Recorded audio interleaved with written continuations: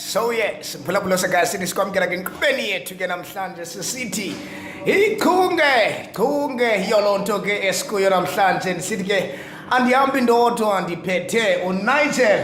kwela cala masithembe ke into yoba ke umfana wama-Afrikane ngaba yintoni na asenosiphathela yona kule nkqubo kweli kapa nje kuthiwa hembi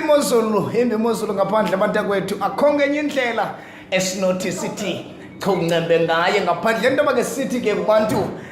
ababheke epasikeni ze nihambe kakuhle mawethu ze sithi ke kuthixo naye ke anithwale nankuya ke uosa egqiba ungena ngaphakathi ke nisithi osa ngena ke enkqubeni ke nawe sithi ke molweni ekhaya ngaba nithini na kwela cala ndiyanibulisa ke ngohlobo endinibulisa ngalo ngumpinga ngumawawa ngubholoklosa into yomntwana ngusenso mandithi ke